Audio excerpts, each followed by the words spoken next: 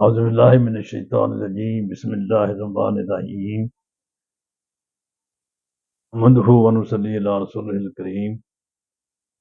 محترم سامعین و ناظرین کرام، السلام علیکم ورحمۃ اللہ وبرکاتہ۔ ربیع الاول کے پروگراموں کے سلسلے کا پروگرام جس کا عنوان ہے تعلیمات رسول صلی اللہ علیہ وسلم اور ہماری ذمہ داری، اس پر مختصر سی گفتگو کی جائے گی۔ حضرات عزیز، الحمدللہ ربیع الاول کا بابرکت اور مقدس مہینے کے حوالے سے حضور رحمت للعالمین صلی اللہ علیہ وسلم کے فرمودات اور حیات مقدسہ کی روشنی میں اپنے روز و شب منور کرنے کی سعی میں مصروف ہیں۔ الحمدللہ کہ ہمارے لیے آپ صلی اللہ علیہ وسلم کی ذات والا صفات ہی ہمارے لیے ہر آن روشنی کا وہ روشن مینار ہے جس کی شعاؤں نے ہمارے لیے عمل کرنے کے لیے رہنمائی کی ہر وہ صراط مستقیم میسر کر رکھی ہے، جس پر عمل کرنے میں دنیا و آخرت دونوں جہاں میں بلائی ہی بلائی ہے۔ یہ حقیقت ہے، اس کو جھٹلایا نہیں جا سکتا۔ شرط ہے خلوص نیت اور دل و جان سے تعلیمات نبوی صلی اللہ علیہ وسلم پر عمل پیرا ہونے کی۔ اللہ تعالیٰ ہم سب کو توفیق دے۔ سامعین کرام و ناظرین نظام، آپ صلی اللہ علیہ وسلم میں نہ صرف اہل عرب کی اوصاف حمیدہ یعنی افاء عہد، مہمان نوازی، شجاعت و سخاوت وغیرہ بدرجہ اتم نمایاں تھے، بلکہ لوگوں کی خیر خواہی، ہمدردی، غم خواری، دریا دلی اور رحم دلی جیسے جذبات و احساسات بھی موجزن تھے۔ یہ وہ جواہر ہیں جن کا اہل عرب میں خاص طور پر فقدان تھا۔ یہ وہ اوصاف تھے جن کا اعتراف تو آپ صلی اللہ علیہ وسلم کے دشمن نے بھی کیا ہے۔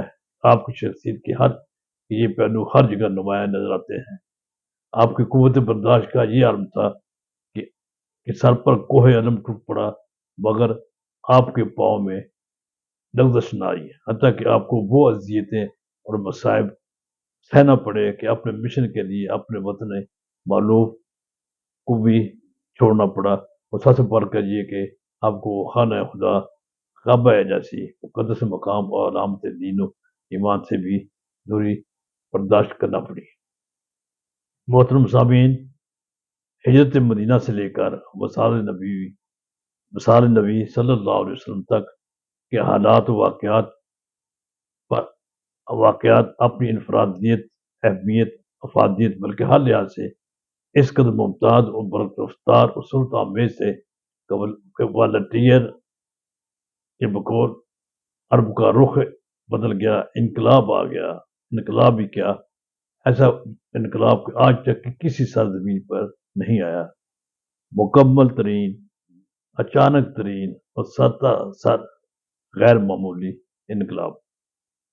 مجھے یہ صرف بتانا مقصود ہے کہ جس امی لقب نبی آخر صلی اللہ علیہ وسلم کے بچپن اور جوانی میں ہر شعبہ حیات سے تعلق رکھنے والے انسان کے لیے پیغام عمل اور نمونہ موجود ہے، اس عالی مرتبت ہستی کے پیروکار ہونے کے باوصف ہم یعنی امت مسلمہ آج پریشان حال اور درماندہ کیوں ہے؟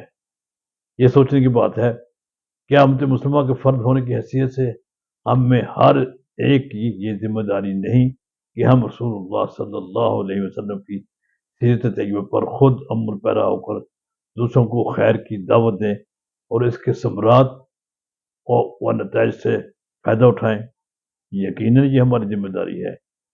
ہمیں اپنی ذمہ داری کو پورا کرنے کی سعی و جستجو کرتے رہنا چاہیے۔ اسی میں ہماری نجات ہے، اسی میں ہماری فلاح ہے، اسی میں ہماری بہبود ہے، اسی میں ہماری خوشحالی ہے، اسی میں ہماری ترقی ہے، اسی میں ہمارا نام، ہمارے امت کا وقار اور عمر کا مقام، یعنی دنیا دوسرے اقوام میں ہمارا شعرا رہے گا، ہمارا مقام بلند سے بلندر ہوتا رہے گا۔ اگر ہم نبی علیہ الصلوۃ والسلام نبی اکرم صلی اللہ علیہ وسلم کی تعلیمات پر عمل پیرا رہیں۔